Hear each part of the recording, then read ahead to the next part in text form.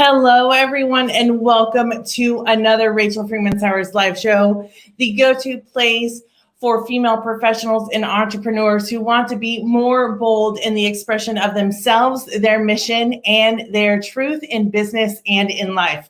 And tonight's show is going to be freaking awesome. Now, I will tell you, there's going to be some real talk in this show, and if you've seen my posts yet, I confess that I love talking about emotion almost as much as I love talking about sex. And I don't know if you guys actually knew that about me. I know some of you do. Make sure to say hello in the comments and let us know where you are joining us from. I want to say hello to you. And my guest tonight, I met in another Facebook group. I find the best Facebook groups of the most kick-ass women who are doing the most remarkable work. And I love, as you all know, I love really bringing topics to the surface that so seldom many of us or so many people aren't talking about. And I can tell you, sex, intimacy, and pleasure is something that is not talked about as much as it should be, or as much as I think it should be, because it is really important to create a magnificent business and a magnificent life, not with another person always, but with yourself.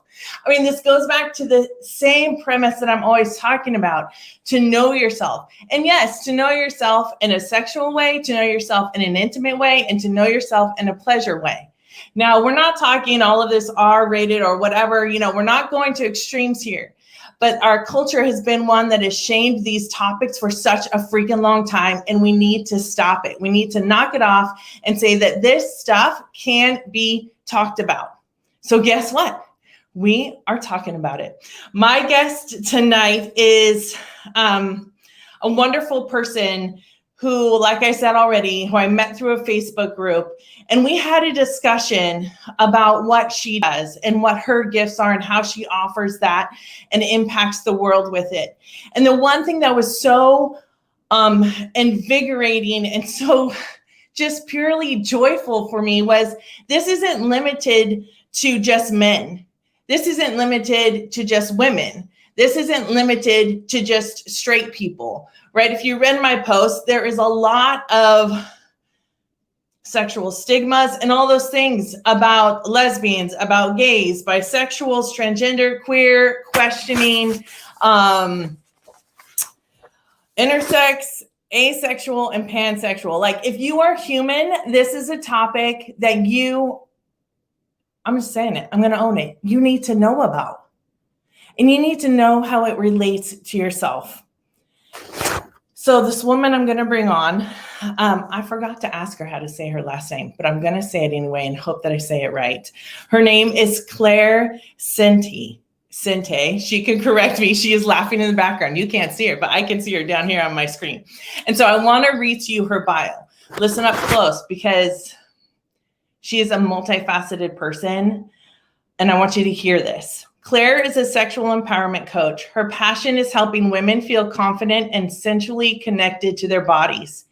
She was drawn to the field of sexuality in college while studying nutrition at Indiana University. There, she took her first human sexuality course and immediately wanted to change majors. Her immigrant parents weren't comfortable with the idea of a daughter who was a sex therapist, so she continued her studies as a dietitian. She followed the path that was expected of a middle-class woman in the 1980s and graduated from college, found a good job, got married, and gave birth to 2 beautiful children. That's what I was taught I was supposed to do. I didn't really do that. The path she didn't expect to travel included a divorce, a second divorce, a short sale of her home, narrowly avoiding bankruptcy, discovering that her teenage daughter was molested as a child by her former father-in-law, living with a family member struggling with addiction, and reinventing herself a couple times. During her career change from dietitian to massage therapist 10 years ago, Claire became friends with a mentor and business owner who taught a non-sexual version of Tantra to men with erectile dysfunctions. In the following 5 years, Claire worked with over 1,000 men to teach them how to breathe correctly, relax their nervous system, circulate sensual energy, and feel more confident and connected to their bodies. She loves to share the wisdom she has learned from her mistakes and her study of Tantra to help other women and men develop a healthy relationship with their bodies and enjoy sexual confidence. Please help me welcome Claire to the show. Welcome. All right. So throughout that introduction, we see kind of this journey that you have to become this sexual empowerment coach. Tell me a little bit about what was the one turning point, and not just the thing in college, but in working with men and women, because that is something that not everyone does. And I loved hearing when we met that you also worked with men, because I think it's a huge thing for women to be able to work with men and women at the same time. I didn't plan it that way. As you read the bio, that was just my way to try and switch and reinvent myself and get into the massage world. And then I found I was good at it. And because men just needed to have a safe place that someone wouldn't laugh at them, that they could learn to get in touch with their body and breathe and show a vulnerable side and be vulnerable.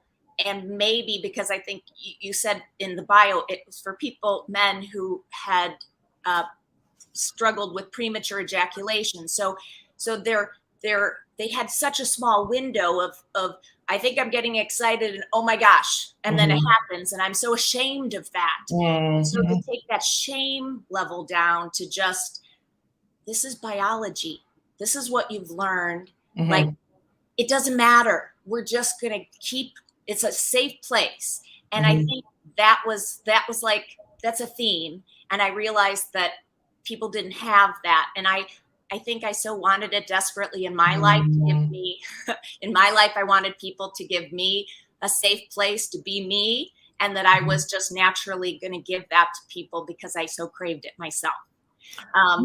And then so I got to work with so many different men in 3 years.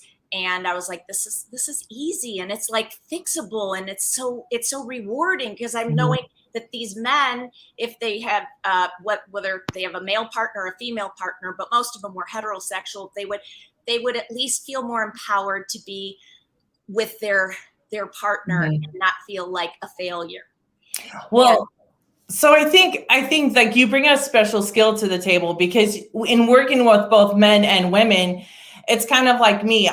For 18 years, I've had experience with multiple different people, helping them find their way in life, helping them heal themselves, all of those kinds of things. And when you have more than one perspective, it is always, I believe, better for your clients and better for, who you serve. And I just want to ask the audience, and you don't have to answer in the comments if you don't feel comfortable, but how many of you have ever felt shamed around sex, intimacy, and pleasure? I mean, I'm almost 49 years old, and I have had, just in the last 5 to 6 years, people telling me not to display affection to my wife. I'm fucking 49. That's not about me, but still, that is the shame. It's not about you. And all of the stuff we take in, that we get from religion and our family and schools and society, it's not about us. It's about these other rules that are trying to have us fit something that if we fit it, no one's going to be happy. No one's going to end up feeling good. It's like we just perpetuate this awful thing. Well, yeah. And you and I both know, and communicating with the same people, is that the awful thing is shame.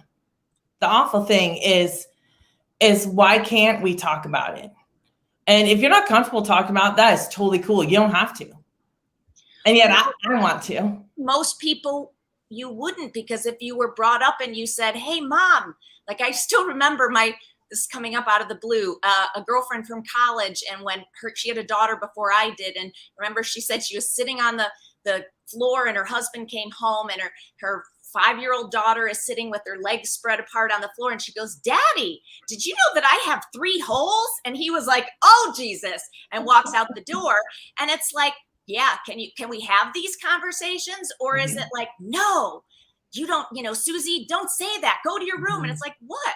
I mean, if I said, "Hey, Mom, I have 2 holes in my nose and holes in my ears and a hole in my mouth," like, would she say, "No, go to your room"? Like, shame on you. And so we have all these messages that shut us down from having conversations about something that is so important to our whole psychology of feeling good about ourselves or feeling normal, because we wouldn't exist if there wasn't a sex drive. I mean, we wouldn't exist. It's one of the strongest, drives in the world, and we're trying to pretend that we can fit it in a little box, and it fits this way. And so many of us, "Oh, buy this product or whatever, you don't fit in this box." And then we walk around shamed. And then when you're shamed, you can't live your full expression of yourself, and your full expression includes your sexuality.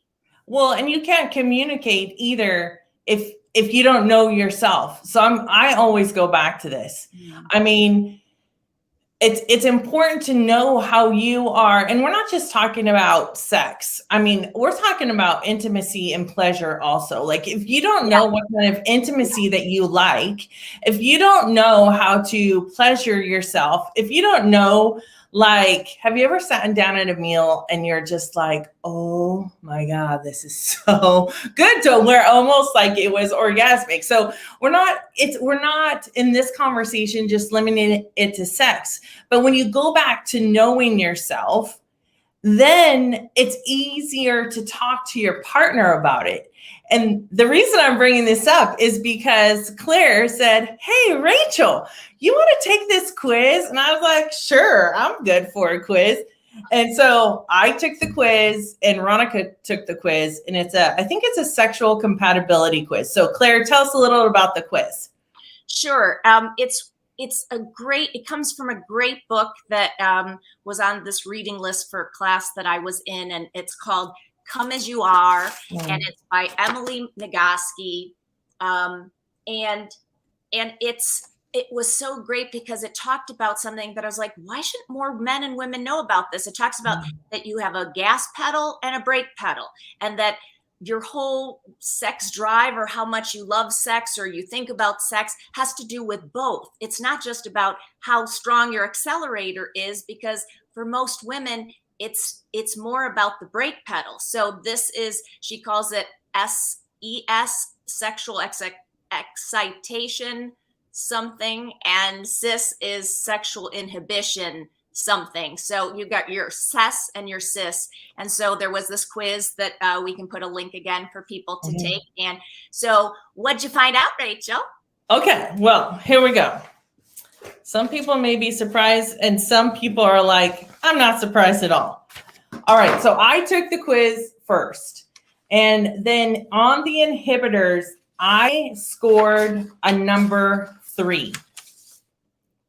So that's low for people who would be like, so in terms of the brake, the inhibitors, it could be 20 points and you have 3. So it could go from 0 to 20 is the scale. And so you have 3, which means not a lot of things are hitting your brake pedal, right?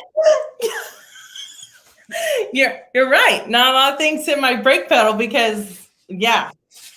Now that wasn't always the case for me, mind you, because, as many of you know, I've grown up with some religious trauma and things like that.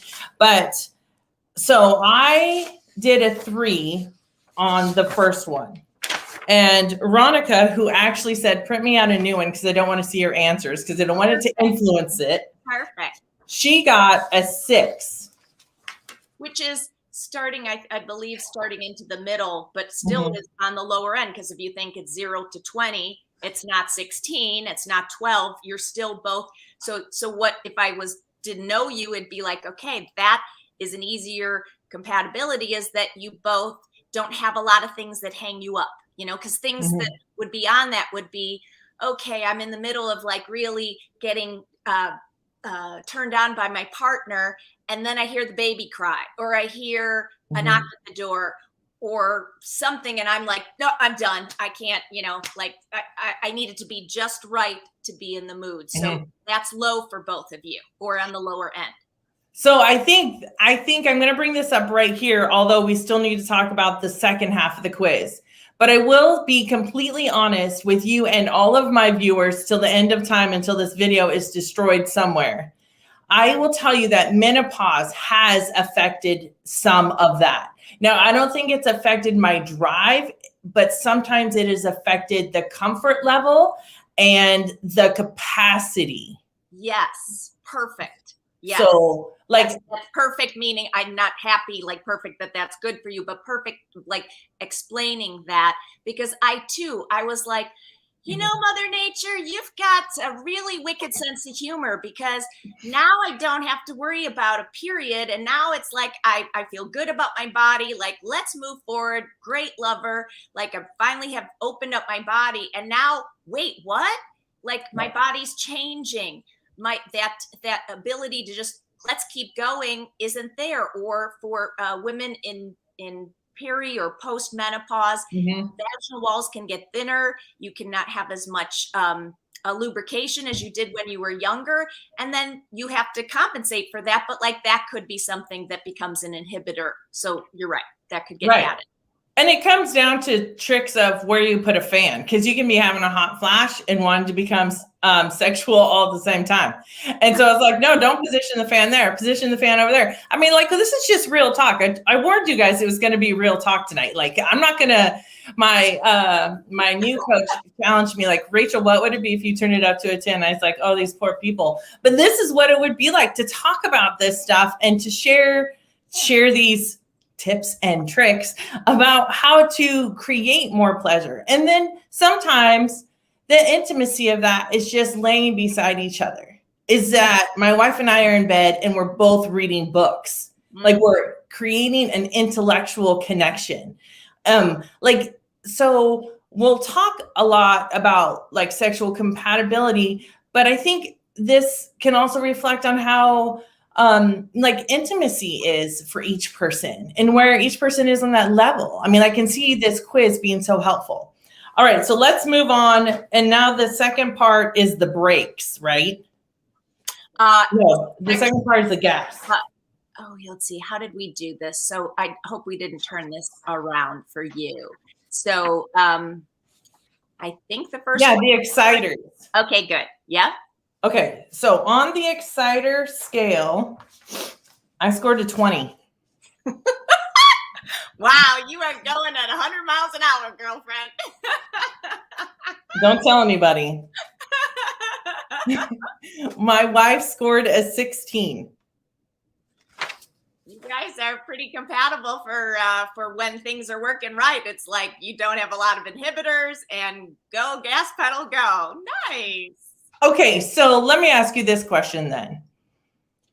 Well, even though we've scored these scores, which I believe, obviously I believe are true to us, there are still moments when these scores aren't every time.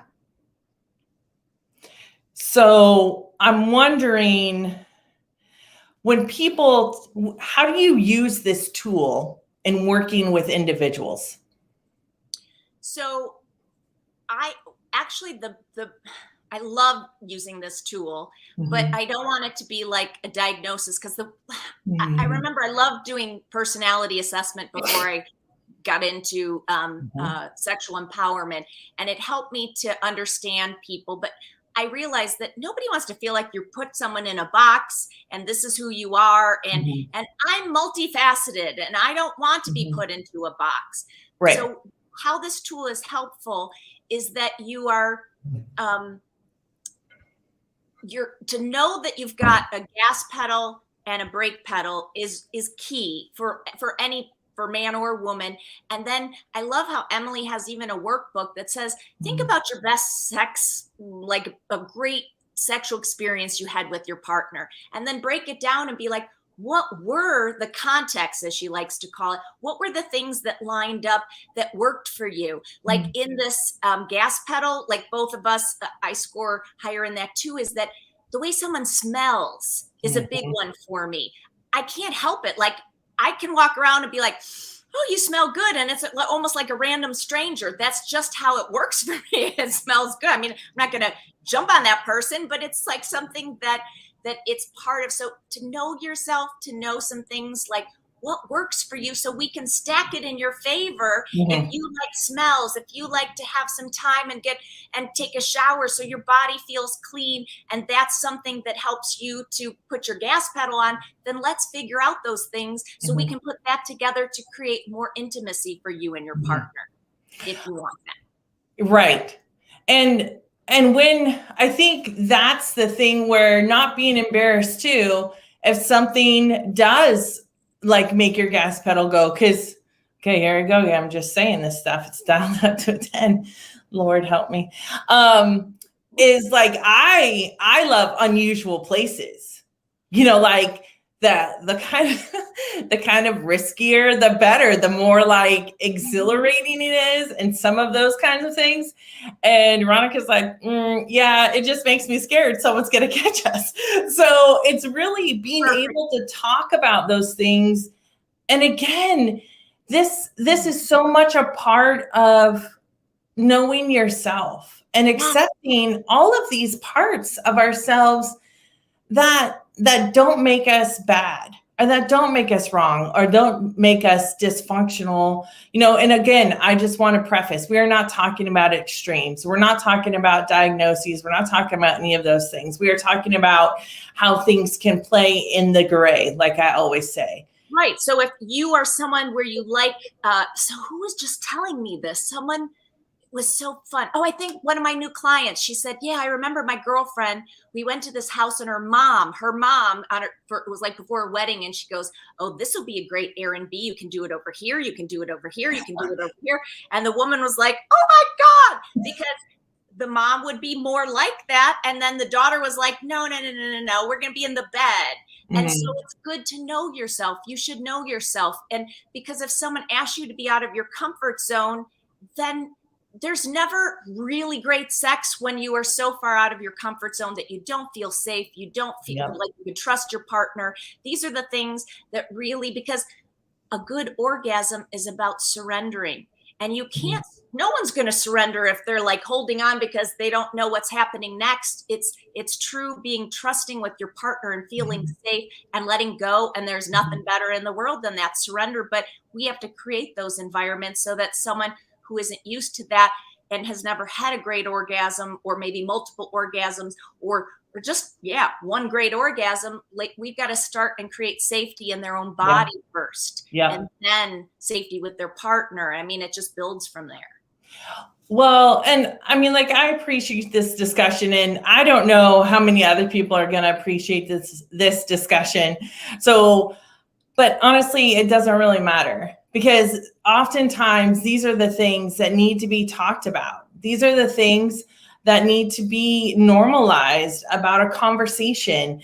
And even when you watch razor commercials on TV, they never would have, when I was little, they never would have put a woman shaving in a pair of underwear on the inside of her leg. Ever. That never would have been on TV. And that's where they're at. You mean women have hair there? Right. Yeah. That's awful that they don't, give you real life. So then you grow up thinking, what? Something wrong with me? I need a razor there. So what are, let's just say, 3 tips, 2 or 3 tips that you would give males or females? Just give us 3 tips and then we'll wrap up the show. I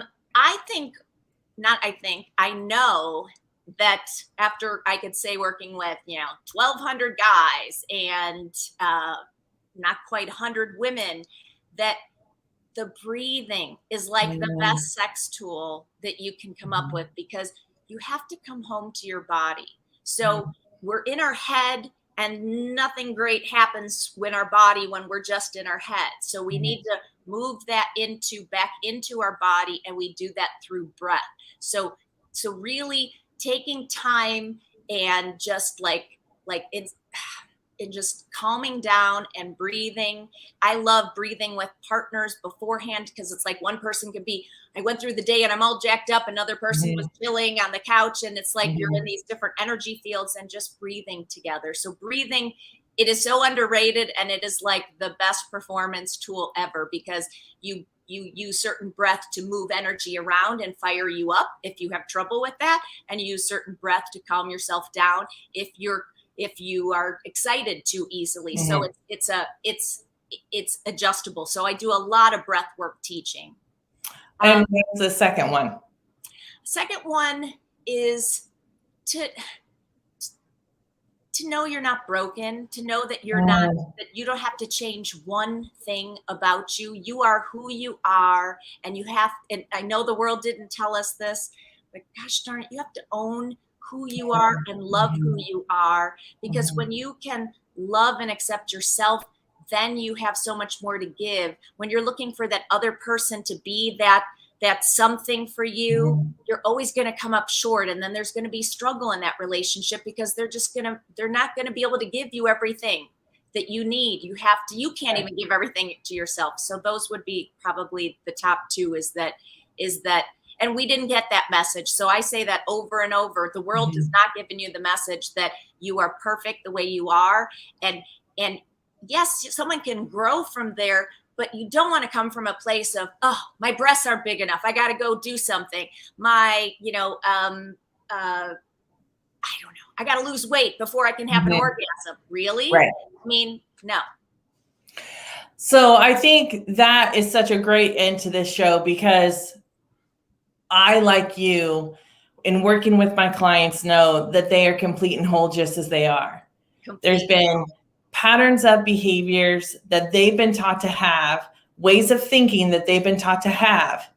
And when we can notice that these are the things that are really no longer helpful for us to think or believe about ourselves, that's when we can truly create this expansion that allows us to feel more secure and more safe within ourselves, and therefore trust us and trust others more. So I would love to hear from you, whether you're watching this live or recording. What did you like about the show? What shocked you about the show? I may regret asking for these comments, because there might be some haters that are going to comment on it later.